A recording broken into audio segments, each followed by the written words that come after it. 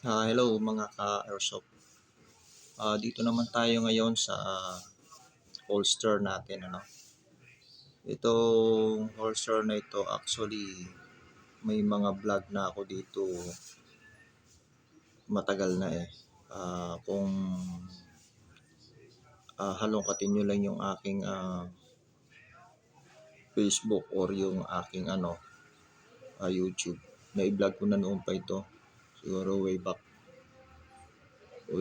siguro 2003 I think.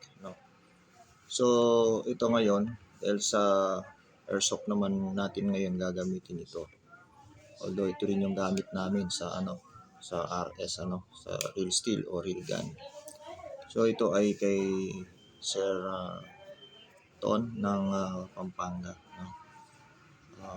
Minabuti kong to para noon malaman din kung paano ang kanyang mechanism, paano siya gamitin. So, well, ang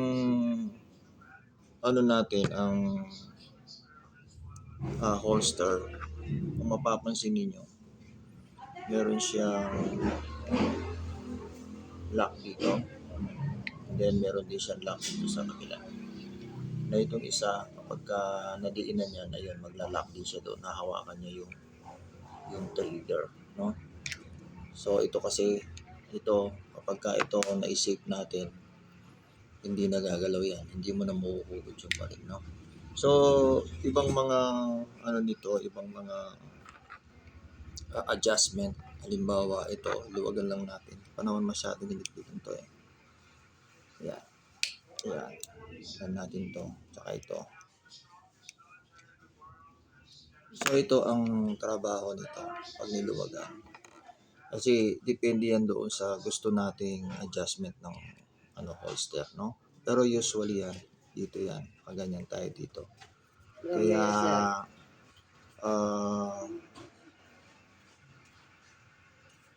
halos nakahiga siyang ganito yung ating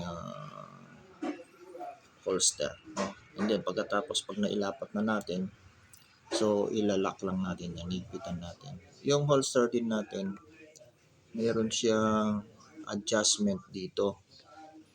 Kung tatanggalin natin itong dalawang screw dito, ito meron siyang additional na pwede mo pa siyang ibaba at pwede mo rin siyang itaas. Ito, ilipat lang natin yung butas, yung screw, So ito naka-design na kasi ang alam ko kapag nakalagay ang baril, dapat itong pinakalabi nito dapat talaga nakapantay sa belt. So dito pa yung beaver tail natin.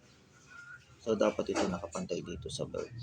Yun ang alam ko ang adjustment. Hindi siya pwedeng bumaba. Ewan ko lang kung allowed naman siya kung tataas, So ngayon, ang isa pa na adjustment niyan ito. Tuwagan natin ito. Yan. So ito naman yung adjustment nito. Dapat yung trabaho niya pag gano'n naman yan. Pwede siyang ilapit na ganyan. Pwede ilayo. Ito.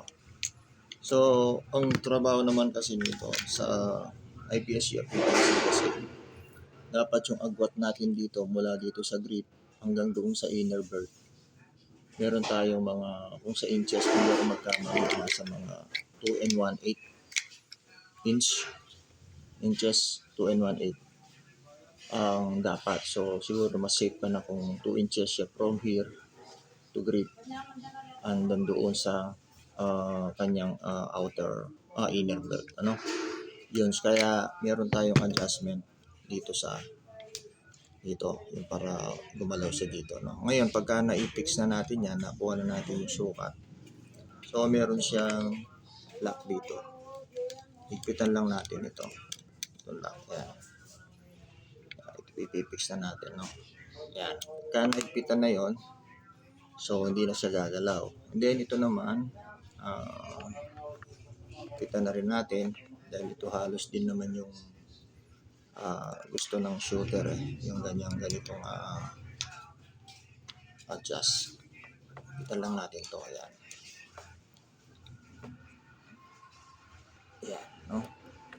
Ngayon, mapapansin ninyo, meron siyang, dito, meron siyang mga adjustment dito sa likod. Dito.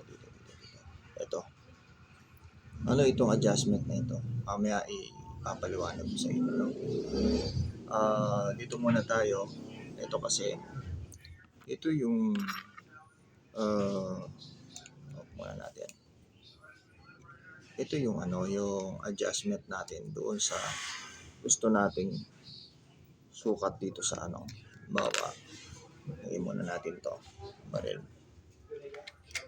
So, lock natin para safety siya mahulog. Kung mapapansin ninyo ito, nakadikit siya dito sa holster, no? So, ngayon ito, may adjustment tayo. Makikita ninyo. Ayan. Makikita nyo yung engineering plastic na dyan. Pag in-adjust natin yan, maangat siya na yan. Hanggang sa tumama siya doon sa tatama siya doon sa frame ng pistol. Ayan. So ngayon, pag nandyan na, ayan na siya. Ayan. Ito na yung sukat niya na gusto. Ayan. Okay. So ayan na siya. Ayan. Pag nakuha niyo na yung taas, angat. So i-lock niyo naman siya. May lock siya dito. So dumako tayo ngayon. Ang holster kasi natin ito siya. Yan, naka-kalas siya. Hindi siya naka-safety. Pero hindi siya mahuhulog. Ayan, kung dito naman. Hindi siya mahuhulog. No? Ngayon, kung gaano kaluwang ito, gaano siya kagaan bunutin, kung mapapansin ninyo, ito lang siya. Ayan. Gaano kagaan yun? Ayan. Naano ko na ito na-videoan ko na nung mga nakaraan. Pagka binaligtad nyo yan, mahuhulog siya yan. So ganun siya kagaan. Hindi niya kakagatin. Kaya pagka nandito yan, ginanon mo. Ayan, hulog siya. Pero ilagay mo siya dyan, kahit iganon mo yan, hindi yan. Lalo kapag nilock mo siya, pag nakalock na siya ganyan, so wala na. No? Hindi na siya makakalas. So, ano pa ba? Ito, dito tayo pala.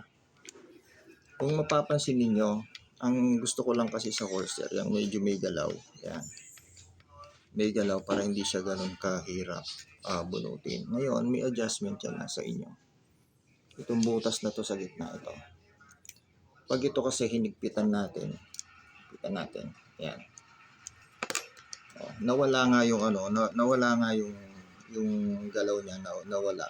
Actually, kung hihigpitan natin mahigpit yan, totally mawawala talaga eh. So ayan, no?